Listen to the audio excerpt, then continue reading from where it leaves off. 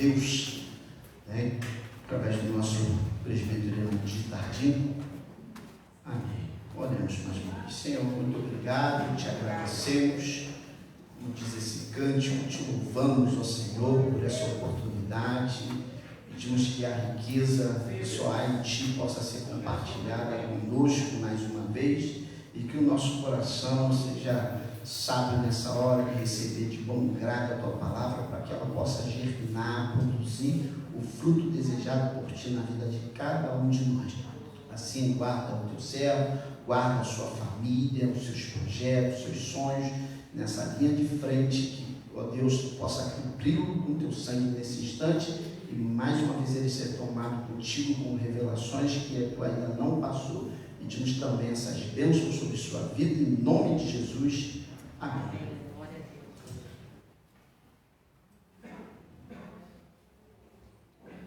Que a paz de Jesus esteja sobre a sua vida, sobre a sua casa, sobre a sua família, amém? Deus não precisava, mas Ele assim o fez. Deus testificou essa mensagem através da palavra do nosso bispo nos trouxe essa manhã, nos dois últimos louvores, porque Deus é bom em todo o tempo. Em todo o tempo, Deus é bom. Convido os irmãos a abrirem as suas Bíblias em João capítulo 13, verso 17. É noite de ceia.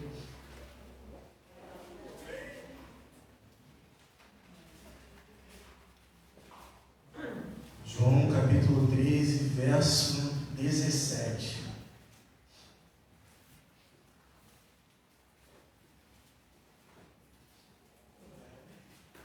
E diz assim a palavra do Senhor: se sabeis estas coisas, bem-aventurados sois se as fizeres.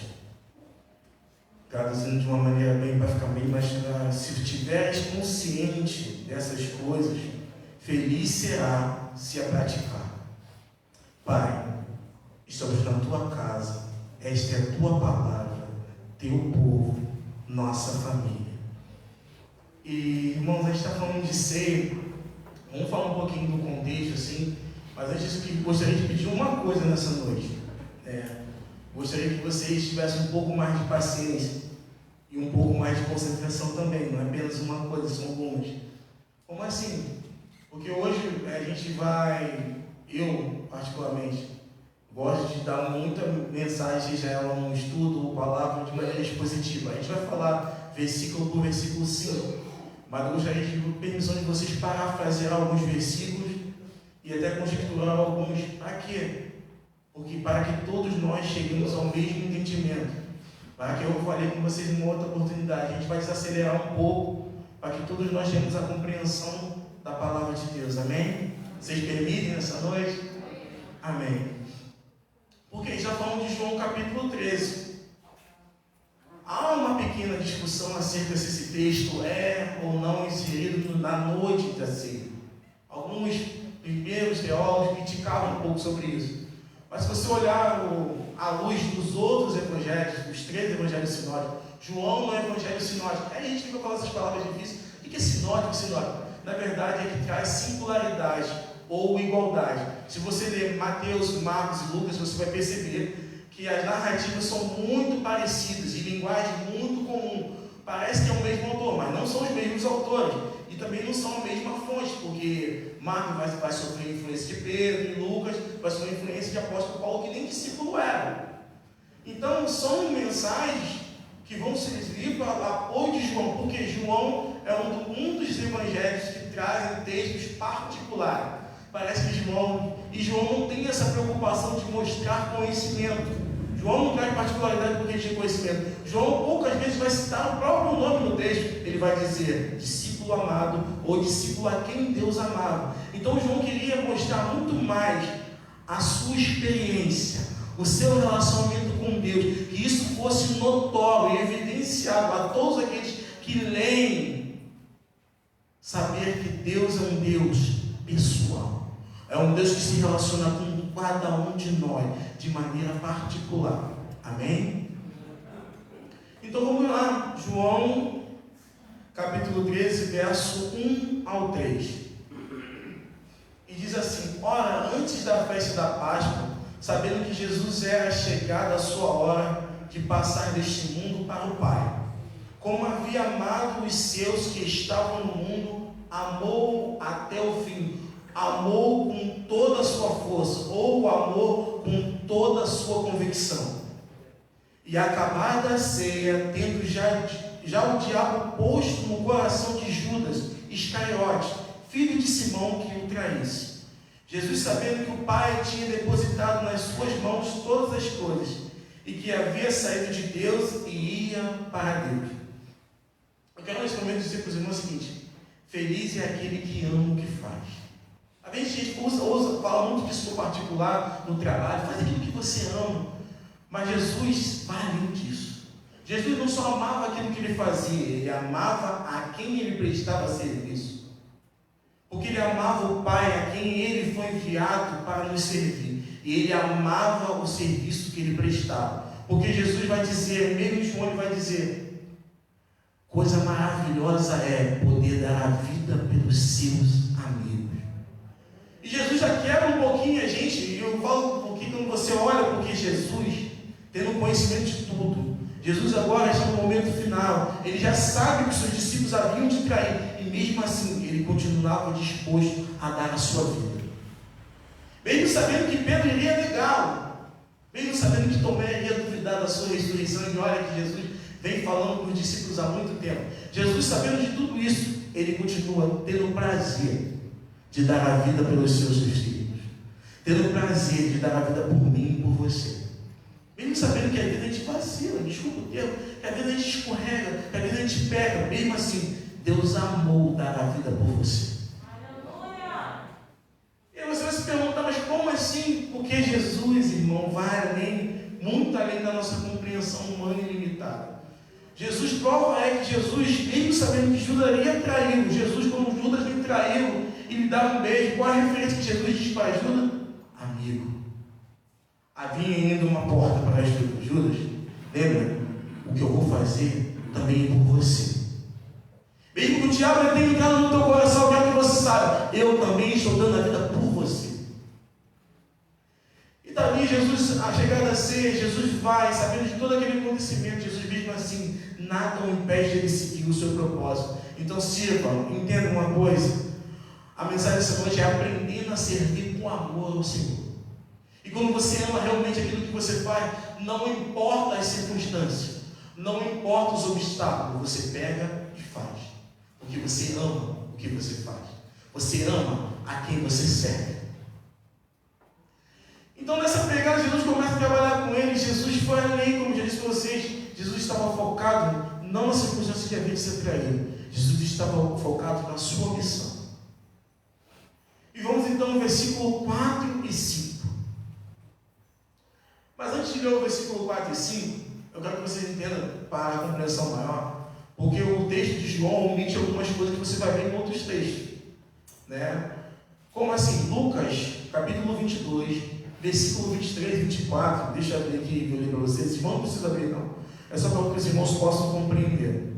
Ele diz assim, Lucas 22, versículo 23 e 4, e começaram a perguntar entre si qual deles seria o que havia de fazer isso. Fazia isto o quê? Jesus agora, sabendo que havia de ser traído, Jesus anuncia no jantar e diz assim: um de vós, que está sentado à mesa comigo, irá de me trair. Mas no versículo 24 vai dizer assim: e houve também entre eles contenda, disputa, sobre qual deles parecia ser o maior. Eu quero que meus irmãos entendam o seguinte: Jesus agora vai começar a corrigir a linha de produção. Jesus está trabalhando o coração dos discípulos. Jesus está no momento até mesmo tempo. Jesus está falando mais uma vez: eu não vou estar convosco tempo, eu vou ser tomado de vós. Ferirão o pastor e dispersarão as ovelhas. Eu vou ser tirado de vocês, vou ser morto, crucificado, mas ressuscitarei ao terceiro dia. Está aquele momento de tensão. Jesus fala que na mesa, imagine, né? Eu sei que é falta de educação, tá? Vou botar o culto sobre a mesa. Mas imagine comigo, me permita conjecturar, porque a mesa deles não era que, a não ser que tinha dinheiro, tinha uma cadeira um pouco elevada. A maioria das mesas eram quase rente ao chão. Então, provavelmente, eles estavam sentados em almofadas e a mesa um pouquinho mais baixa do que a nossa tradicional. Então os discípulos estavam ali, imagina a quadra, e Jesus falou assim, ó, quem está sentado na mesa que põe a mão comigo no prato vai me trair nessa hora. Opa, nego, tira a mão e começa a perguntar ele, será eu?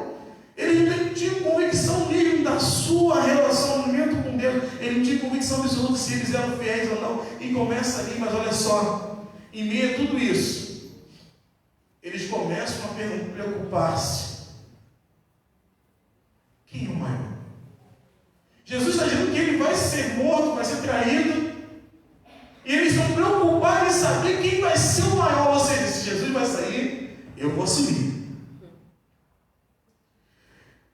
E o que eu quero falar para os irmãos é o seguinte: que, irmãos, a nossa presunção, eu falo isso com muito cuidado, com carinho, que muitas vezes o nosso ego, a nossa presunção, nos cega do que está errado.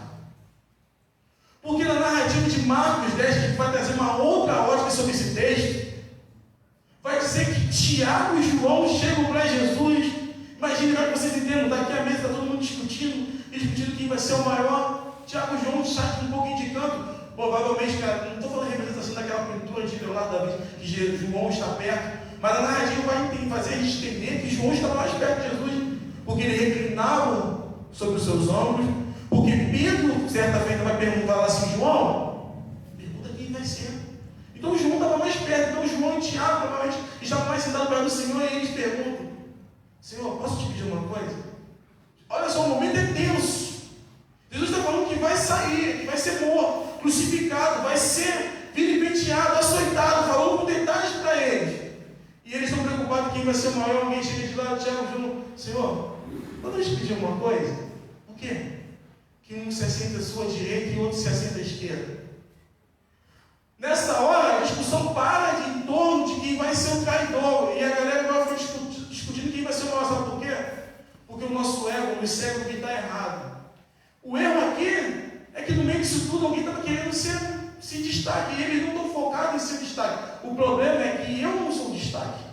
Vê se vocês conseguem entender. Muitas vezes a gente fica criticando, olha só, ordenação relâmpago, fulano chegou ontem na igreja, já está numa posição de destaque. O problema não é que ele está na posição de destaque, o problema é que muitas vezes você que não está. E quando você não está, você se preocupa. Porque o nosso ego, às vezes, não quer nem saber o que está errado. Mas está na televisão pregando errado. Na verdade, você não está preocupado com o que está na televisão pregando errado. Você está preocupado porque você não está lá pregando.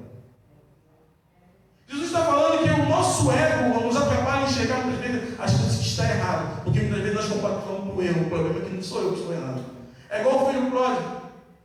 O filho pródigo sai, mas o irmão que está dentro de casa fica assim, mas eu estou o tempo todo contigo, que não está nem com cabrito. O problema é que ele não está preocupado com o irmão que está na sarjeta, ele não está preocupado com o irmão que abandonou o pai, ele está preocupado porque ele não recebeu o meio. Jesus tem que consertar a linha de produção. Está com defeito. Vocês não estão entendendo o que é servir com amor. Vocês estão servindo pelo seu ego. Vocês estão servindo pela vaidade. Vocês estão percebendo porque querem chegar em algum lugar. E não entendem que precisam ser para chegar em algum lugar. Versos 6 e 7.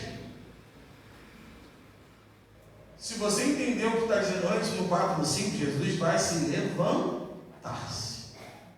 Os discípulos continuam à mesa. E Jesus sai. Visão equivocada do serviço. Jesus agora chega, aproximou-se por de Simão Pedro, que lhe disse, Senhor, tu lavas-nos os pés a mim? Respondeu-lhe Jesus, o que eu faço não sabes tu agora, mas tu saberás depois. Eu quero que vocês entendam um pouquinho. Vamos viajar um pouquinho. Jesus está aqui na mesa, eles estão discutindo. Quem tem criança em casa, quem já teve filho pequeno, junto com outras crianças, criança adora disputar a atenção. E quando eu era criança, eu me lembro muito disso, que eu sou baixinho, tá? Eu tenho 1,64m. Não é real, eu tenho menos que isso. Eu acredito, ainda mais que eu estou ficando velho, parece que eu estou diminuindo mais. Não, sério. Aí tá lá, já viu criança? Eu sou maior do que você. Fica todo mundo na pontinha do pé se tirando. Aí Jesus, aproveitando o ensejo, porque tem que corrigir a linha de produção, está todo mundo sentado. Se está sentado todo mundo, está todo mundo no mesmo nível. Ninguém está disputando poder, porque eu preciso corrigir a linha de produção. Porque muitas das vezes, quando você quer corrigir a criança, não adianta corrigir a criança em pé experimentando, se jogando para lá e para cá. Você tem que falar, senta aqui, senta. Não é assim? Senta. Porque você vai ter a atenção dela. Então, os discípulos estão sentados à mesa. Jesus se retira. Para você ver como que a linha de produção estava comprometida, porque eles não percebem que Jesus sai do lugar. E Jesus agora chega diante deles. Mas vamos supor que não era cadeira, mas era uma almofada. Vamos supor que você quer que fosse cadeira. Eles estão sentados. Jesus agora começa a lavar os pés dos seus discípulos. Eu não sei se ele começou com Bartolomeu, André, Tiago. Eu sei que Jesus está lavando os pés. Vai lavando os pés. E vai lavando os pés até que chega ao pé de Pedro. Tudo parece, tudo indica que Pedro não foi o primeiro, porque na narrativa vai dizer que ele lavou o pé do discípulo e enxugou até aproximar-se de Pedro. Então não permita que a conjectura que a gente não está pregando heresia nenhuma, só para vocês entenderem. Então a discussão ainda deveria estar acalorada. Mesmo sentado, já viu? Criança está sentada. Foi você mesmo. Não, continua a discussão. Então eles estavam ali discutindo. Nem percebe que Jesus começa a lavar os pés. Eu quero trazer um pouco da tradição, porque a tradição vai ser narrada em outros textos. Jesus passa o episódio na casa de Simão, o leproso. Quando Jesus é convidado, era praxe. Quando você convidava alguém para a sua casa, que você banhava os pés, porque não era pavimentado, não era asfaltado. Era tudo barro, terra. Os pés ficavam sujos, então era de praxe, de educação, lavar os pés do seu hóspede, daquele que você recebia. Era muito comum ter um servo, era o menor servo, ou seja, o escravo mais baixo posto que tinha que lavar os pés. Quando se não tinha servo, o dono da casa fazia, mas se o dono da casa tinha filho, o menor da casa, o filho mais novo, deveria fazê-lo. Então eu quero que vocês entendam que Jesus, o maior, o mestre, sai, pega a bacia de água, porque nenhum deles estava num lugar fechado. Nenhum deles se colocou, provavelmente, eu creio que João era o mais novo, e João não omite isso. O que eu gosto do evangelho de João é isso, porque João poderia ser um dos mais novos do discípulo, ele poderia fazer com que os outros evangelhos passassem esta coisa, passando por isso, deixa palavras muito infantis. Quem sabe João está se guardando e falando assim, eu deveria ter tomado essa posição e não tomei. Porque eu deveria ocupar aquele lugar e não fiz. Eu quero que você entenda o seguinte: visão equivocada do serviço, que não compreendemos bem a nossa relação com Deus. Alguns querem tanto uma posição que esquece que há serviço a ser feito. Porque a bacia estava lá.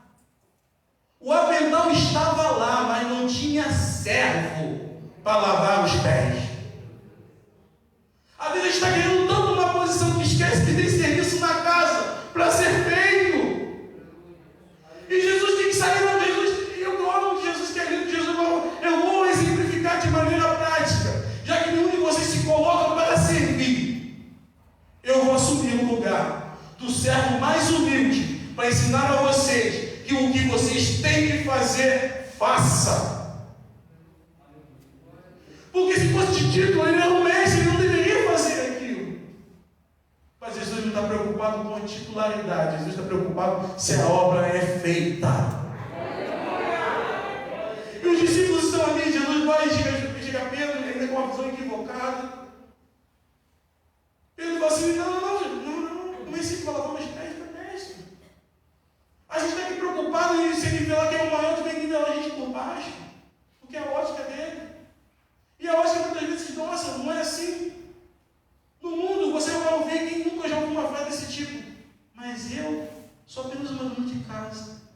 Eu sou apenas um lavador de carro. Eu não estou tentando mérito no serviço, mas a gente, quando a nossa ótica humana está num serviço e acha que é de menos prestígio, a gente fala assim, mas eu apenas um carteiro. Eu apenas um porteiro. Você nunca ouviu ninguém chegar falando, eu apenas um médico? Eu apenas um engenheiro? Eu apenas um advogado? Você não vê isso. E muitas vezes a gente traz essa cultura para dentro da igreja. Eu apenas um irmãozinho de banco. MC, MB, Ministério da Cadeira, Ministério do Banco. Não, isso é para o Ministério Pastoral fazer. Mas logo eu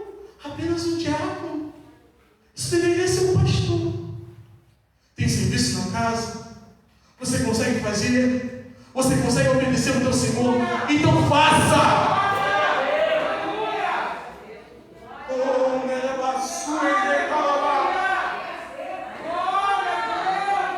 Se tem serviço na casa, faça, pelo amor de Deus.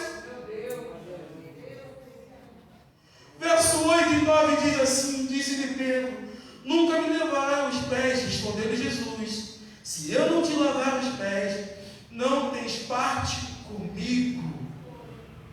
Disse-lhe Simão Pedro: Senhor, só os meus pés não, mas também as mãos e a cabeça. 8 e 9. A gente tem que diferenciar a corrida pelo poder e a humildade. Porque nós temos dificuldade de aceitar a ajuda de uma posição tida por nós como inferior. Porque é muito mais fácil você ver na hora alguém que está caído, alguém que está de pé, levantar. Aí a gente não consegue aceitar a ajuda de alguém que está em uma situação inferior ou numa posição que a gente não acha de destaque. O que vai vir daí? Lembra que falava de Jesus? O que pode vir de Nazaré, irmão? Cuidado com a nossa presunção, vai fazer muitas vezes deixar de ser abençoado pelo Senhor. Porque Jesus está tratando de mim e de você entender o seguinte: que é nessa ótica humana, no meu reino, sou eu que vejo na horizontal, eu que vejo de cima. Então vocês têm que estar começando a se nivelar, amar uns aos outros como eu vos amei. Deixa eu te falar uma coisa. A gente corre o erro, e muitas das vezes eu quero dizer meia culpa nesse sentido, eu quero melhorar nisso. Nós estimulamos essas coisas. Nós estimulamos a buscar, a servir para ser, quando deveria ser o contrário. Você precisa ser para servir. E entenda que você já é filho e filha de Deus.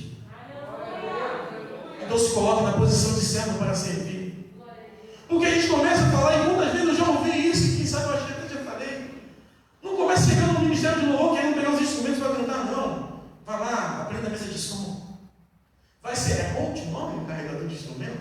Vai lá, carrega o instrumento ali, ajuda o Nivaldo a carregar ali os tambores, ajuda ali o quando a trazer o teclado, ajuda o irmão a trazer guitarra, a gente fala isso. Lógico que a gente vai falar que precisa aprender para depois ensinar, eu sei que é isso, mas não é isso, a gente, cuidado, que a gente tem que ter um cuidado que a gente está estimulando as pessoas a almejar encargos, posição, para depois servir, quando na verdade, desde que você aceitou Jesus, você já começa servindo. Não precisa ter um título, eles são importantes, mas deixa eu dizer uma coisa, cargo, já foi dito nessa manhã, dons ministeriais são para aquilo que é útil, que é para a edificação da igreja. E mesmo que não houver titularidade na sua vida, não houver um prenome antes do seu nome, se tu és servo de Deus, ainda que seja uma pequena porção, ajuda a edificar o corpo de Deus, o corpo que é a igreja de Cristo. Porque os membros que nós devemos não damos destaques são esses que vão receber a maior honra do Senhor. Muitas vezes você está querendo dizer uma coisa, isso também serve muitas das vezes quando a gente estimula isso. Desestimula até mesmo a gente de aprender. Porque muitas das vezes eu estou tão inclinado a falar e falo, pô, preparar uma mensagem de repente, o pastor pode me escalar. E é bom que você prepare a mensagem, mas também você precisa estar apto a ouvir. Porque se eu ficar condicionado simplesmente aquilo que eu sou chamado a fazer, imagine, eu sei. Então a gente ficou várias vezes, os irmãos, eu acredito em tudo isso. Irmão, você pode trazer a palavra, amém. A língua presa atrapalha às vezes algumas coisas, as pessoas entenderem, mas está tudo na bênção. Mas a gente está lá. Imagine se eu não tiver o cuidado, ficar só pretencioso de falar. Eu vou ter dificuldade de sentar e ouvir outros a falarem. E eu vou ter uma dificuldade maior de ouvir um irmão num momento de necessidade. Chegar até mim e falar assim, irmão, eu preciso de um aconselhamento. Mas eu só sei falar. E muitas vezes a pessoa não aconselha, ela só quer desabafar. Mas eu estou inclinado a fazer aquilo que eu estou habitualmente a fazer. Jesus quer o protocolo, porque Jesus, que é o Senhor, que está me ensinando, Ele se desveste da sua capa, coloca uma toalha, meio com um avental e vai servir. Muitas vezes a gente tem que deixar um pouquinho de lado, um pouco de lado, a nossa habitualidade no serviço, estar atento à necessidade que vem mais veemente naquela hora. Imagine se não tiver ninguém para louvar, então não vai ter louvor na igreja, só porque você está desafinado. Ou você vai tomar postura e vai louvar o Senhor com a sua voz meio pior do que a minha, né? Acho que não tem tanto que a minha, não. Mas vamos lá, você vai cantar, irmão. Você vai louvar o Senhor. Você sabe citar um versículo da Bíblia. Você sabe dar uma palavra para alguém. Então, o que está se apegando a rudimentos do mundo, de pirâmide, de faixa etária, de escala de poder. Ou, na verdade, o Deus Todo-Poderoso, aquele que diante dele já tinha conhecido que todo joelho iria se dobrar, ele dobra o seu joelho e vai servir. Vamos lá, irmãos, eu tenho um pouco de tempo ainda, vamos lá. Versículo do 10 ao 12. Disse-lhe Jesus: aquele que está lavado, Pedro, não necessita de lavar senão os pés, pois no mais, todo está limpo. Ora, vós estáis limpos, mas não todos. Porque bem sabia ele quem o havia de trair. Por isso disse: nem todos estáis limpos. Depois que lhe lavou os pés e tomou os seus vestidos, se assentou outra vez à mesa e disse: entendeis o que vos tenho feito? Você entende o que Jesus faz? Às vezes a gente tem essa dificuldade de entender o que Jesus faz, porque a gente está tão preso aos nossos quereres, os nossos porquês, que não estamos atentos à ação de Deus no nosso meio. Jesus explica o espiritual em dado humano. Jesus vai explicar o espiritual porque Jesus fala assim: Pedro, você já está limpo. E aí na nossa cabeça, né, começa a dizer: como assim? Jesus está dizendo, a narrativa vai dizer que eles estavam limpos, apesar de que havia um traidor. Ele diz: bem, então, nem todos estão, porque havia um que havia de trair. Então a gente tem que começar a fazer separação de uma coisa: imaturidade, porque os discípulos eram imaturos. Várias vezes eles estavam discutindo, brigando, caindo, praticamente não dava para saber quem era o maior. Mas imaturidade é diferente de rebeldia. Imaturidade te coloca, senta e coloca, ensina. Rebelde é difícil de você colocar para aprender, porque ele é rebelde. E Jesus vai mostrar a diferença. Jesus fala assim: olha só, não, Pedro. E a gente começa a dizer: mas Pedro negou. Mas negou por quê? Porque ele tinha medo. Pedro, que se mostra tantas vezes corajoso, que vai andar sobre o mar, que a gente gosta de pregar sobre isso, que toma a frente e diz: mas Senhor, onde nós iremos? Só não tem palavra que te eterno. Mas Pedro teve medo pela sua própria vida. Ele nega Jesus, infantilidade. Não tinha entendido quando Jesus disse: ainda que esteja morto, quem crê em mim viverá. Ele ainda não tinha tido maturidade para entender essa mensagem de Jesus. E ele foi e negou. Mas era imaturo, era rebelde. Tomé, a gente pode questionar Tomé, mas Tomé duvidava. Mas eu quero que você entenda o seguinte: Tomé amava, ele conviveu com o Senhor 3 anos e meio, ele não ouviu falar como nós ouvimos falar de Jesus. Ele conviveu, ele comeu, ele dormiu ao lado, bebeu água, passou por momentos que pessoas estavam apedrejando, pessoas estavam perseguindo, passou lado a lado. E agora o meu Senhor está morto. Você está dizendo para mim que ele está vivo? Eu não quero me decepcionar de novo, porque eu acreditava tanto nele e ele foi tirado de nós. Agora você está falando que ele está vivo? Não, eu só acredito se eu colocar o dedo na ferida. Eu só acredito se eu puder tocar na carne dele novamente. Então, antes de falar de Tomé, olha para você. Porque é diferente, ele amava tanto o Senhor que estava com medo de perder. Mas diferente de Judas, que Judas era rebelde, não adiantava falar mais com ele. Tanto é que Jesus está ensinando, chega um momento da narrativa, você vai perceber em todos os evangelhos: o que tiver que fazer, faça depressa. Jesus já percebeu que não tinha condições de persuadi-lo mais com palavras, porque já estava tomada a decisão no seu coração. Cuidado com as decisões que você toma. Cuidado com o fechamento de questões em determinados pontos de vista. Porque você pode estar entrando em um lugar de risco. Você pode estar cauterizando a tua novamente, nem palavra, nem aconselhamento, nem oração vai resolver, porque você já decidiu.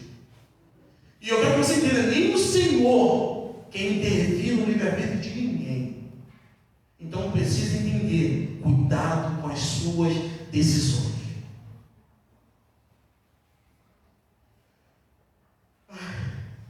Vamos lá, a gente já está acabando. 13 ao 15. Jesus agora vai quebrar o paradigma. Jesus agora tira o avental e coloca suas vestes normais, coloca sua capa. E Jesus agora, depois daquela integração, vocês entenderam o que eu fiz? Vocês não entenderam? Vós me chamam de mestre e Senhor. E dizer bem, porque eu o sou.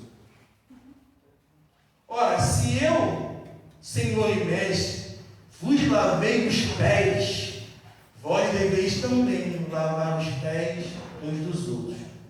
Porque eu vos dei o exemplo, não é mandamento, é exemplo. Então, se tem igrejas protestantes, tem a igreja romana que faz lavagem dos pés, isso não foi mandamento de Deus. Jesus colocou como exemplo, não como mandamento. Então não fica dizendo, mas pô, pastor, a gente não está lá então aqui no lavagem dos pés. Não é essa a proposta. A proposta de Jesus também não era instaurar mandamentos. Jesus estava aplicando um ensino. E ele se colocou como exemplo. Jesus está dizendo assim, olha só, eu vos dei o exemplo, para que como eu vos fiz, façais também vós. Nessa altura, a gente tem dificuldade quando você olha só para João, porque em Lucas 22, 27 vai dizer assim, para a gente entender um pouco melhor o que Jesus agora vai trabalhar com eles. No verso 27 diz assim, pois qual é o maior, o que está à mesa ou o que serve? Quem está à mesa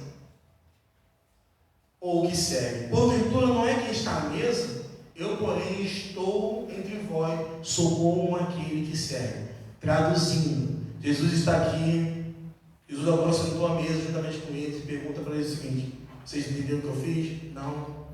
Vocês me têm como mestre, com posição de honra, de respeito, mas eu também dei exemplo a vocês. Na ótica de vocês, no pensamento de vocês, quem é o maior? Aquele que está à mesa, que é servido, ou aquele que serve? Antes de esperar uma resposta, Jesus está dizendo o seguinte, eu, porém, estou no meio de vós. Eu, porém, vim para servir. Eu, porém, estou dando a minha vida por você. Eu, porém, estou plenamente à disposição. Como o bispo fala essa manhã, eu estou à disposição do serviço. Eu estou à disposição para cumprir a vontade do meu Pai. Enquanto vocês estão preocupados na posição de quem saber para ser melhor servido, isso, por vezes, olhando assim rapidamente, parece que vocês esquecem. Isso é cumprimento de ministério de Jesus. Já vi, falo com eles antes. Jesus está falando, olha só, está vendo os fariseus que vêm publicamente fazer orações públicas? Jesus não está questionando oração pública não, Jesus está questionando a motivação. Eles são levados à motivação porque eles querem reconhecimento. E eu digo para vocês que cada um destes, quando recebe um aplauso, já recebeu o seu pagamento. Porém o Pai que vê você em secreto, Ele é capaz de te recompensar até publicamente. Então não é muito se exibir, não é muito a mostrar, mas é a pureza do teu coração. Jesus está trabalhando isso com os discípulos, está trabalhando comigo e com você. Enquanto você está preocupado, que é um destaque para servir, para ser melhor visto, para ser aplaudido, para ser reconhecido como tal, como a tal, Jesus está dizendo, ei, melhor é aquele que serve. E quando você serve de um coração puro, singelo, na presença de Deus, o Senhor te recompensará.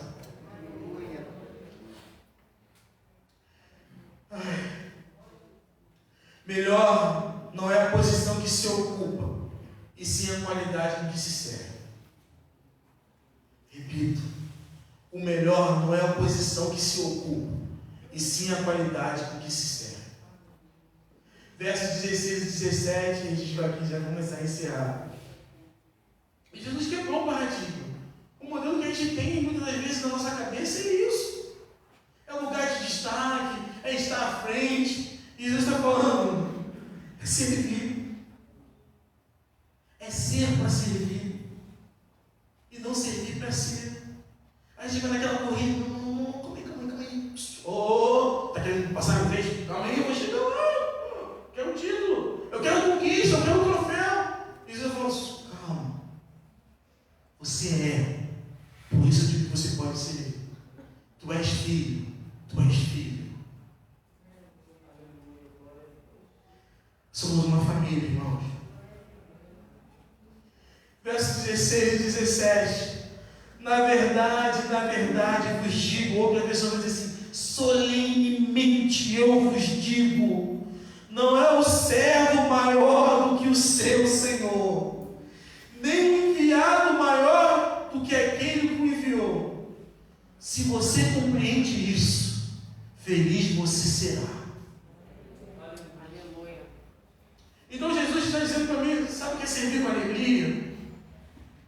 Minha alegria está em ser útil ao meu Senhor, estando atento ao seu chamado. Servir a Deus com contentamento, com amor e com alegria. Não é quando você está focado na sua carreira. Embora Paulo tenha dito, combati o combate, guardei a carreira, tudo mais, mas não é esse foco. Não é na questão de playlist, não é questão de marcar a sua mão na calçada da forma cristã, não é isso. É você marcar a vida de quem está ao teu próximo, de quem está ao teu lado, com a sua fidelidade ao Senhor todos os dias. Às vezes a gente quer marcar, quer deixar um nome escrito num mural de uma igreja, numa cadeira, como tem igrejas tradicionais que tem marcado um lugar, eis aqui que sentava aqui no servo do Senhor, que tem plaquinhas de honra ao mérito. Eu não estou questionando isso, não.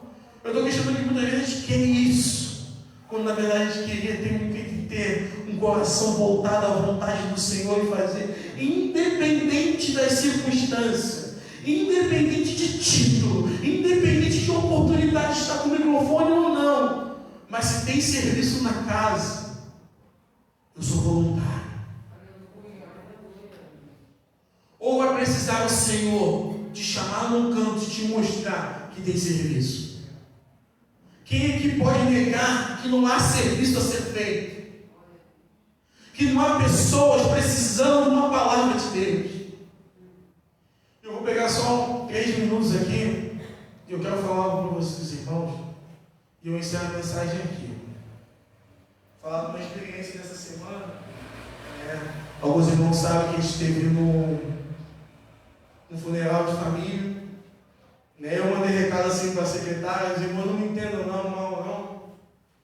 Mas eu falei também com a secretária, eu estava dando felicitações e mandei em off para a secretária, porque na verdade, as pessoas tinham uma outra crença. Embora eu creia que minha tia, que a esposa dele é obreira numa igreja, e ela fez o que eu e você devemos fazer, pregou o evangelho todo o tempo para ele. E quando ele estava passando por muitas dores, porque teve uma trombose da perna, então estava tendo, além de ter as paradas cardíacas, que acabou levando ele a ter uma parada cardiorrespiratória na hora, nos momentos de dor, de muita dor que ele estava tendo, ele metia a falar, ele falou de Jesus para ele, fez a oração, fez o apelo, e creu que ele morreu em salvação. Só que isso foi no primeiro dia, no dia seguinte a família está se reunindo para fazer aquele funeral e tudo mais. Eu ainda estava meio dia, chegar do trabalho, fui direto para lá. Os parentes da parte dele que são espíritas falaram que tinha que ter o rito, que tinha toda a tradição que eles têm que fazer e tudo mais. E no dia do segundo também eles estavam muito preocupados, porque eu não sei como é que é, embora minha família, algumas pessoas já foram espíritas e deixaram de ser, a gente não sabe muito bem o que eles vão fazer. Então todo mundo preocupado, eu falei, os irmãos vão para lá para ver aquilo, não sei nem o que vai acontecer, Eles estavam meio preocupados, mas a minha preocupação maior era com a minha tia, que a maioria está acima de 60 anos. E toda hora ali, vão oferecer a pressão. E chegou ali, eles fizeram, e lá fora já estava aquele ênfase que estava atrasando um pouco o corpo chegar. E as pessoas ali da crença deles ali falaram, não importa, se a gente vai atrasar tudo, mas a gente tem que fazer o ritual. Eu falei, os caras não estão preocupados com com a pessoa que está imutável, já está assim, vai criar um embaraço. Eu me conheço um pouquinho, né? Não sou tão calmo assim. E eu estava meio preocupado para defender minhas filhas, preocupado com a saúde dela. Graças a Deus começou a correr tudo bem, eles fizeram ali por causa deles, né? Eu estava me lembrando de uma passagem meio que de ser, quando Jesus reúne em outras passagens, Jesus chega assim: o que vocês têm aí? Eles falam que tem espada e tudo mais. Passa aquilo, Jesus agora vai ser traído. E o que Simão faz? Corta a orelha de Malco. E voltando ao funeral, para vocês entenderem uma coisa e um paralelo uma passagem com a outra. Porque no funeral eles acabaram de fazer aquilo, o pastor da minha tia fez ali, fez oração, levou uma palavra que parece até que eu gosto muito, ele falou Eclesiastes, citou ali o fim de todo homem, falou tudo ali, falou com as pessoas.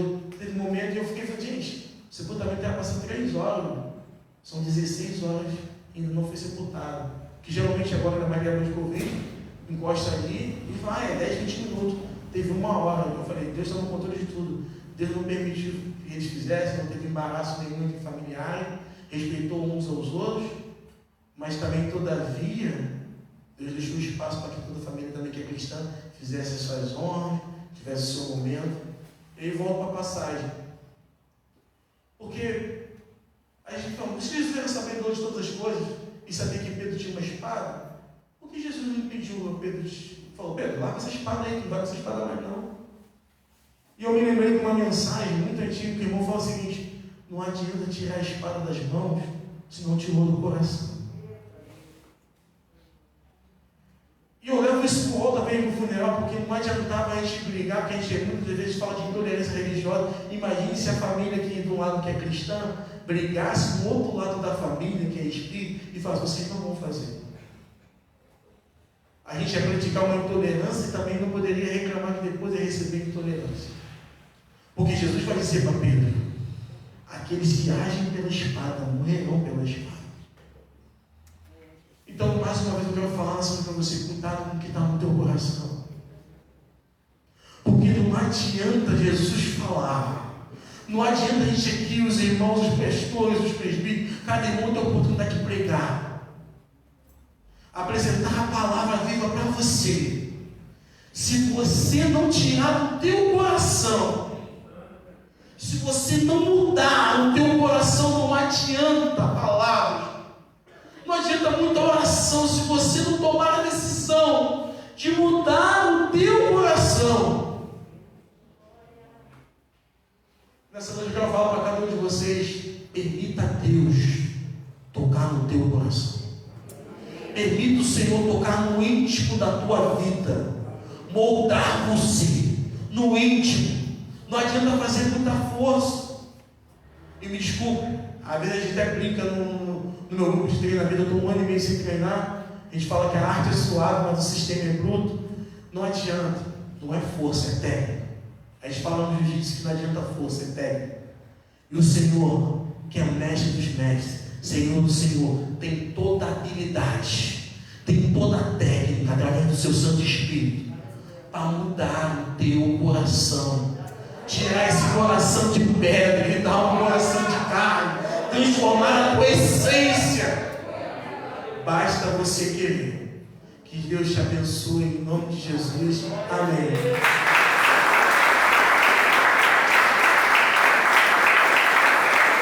Glórias a Deus, né? Eu não gosto de descartar nada sem orar, passar por uma outra fase sem deixarmos de orar, como já é costume nosso. Se sabeis essas coisas e fazeis ou praticais, serás feliz ou feliz. Oremos nessa hora. Senhor, mais uma vez te agradecemos essa palavra.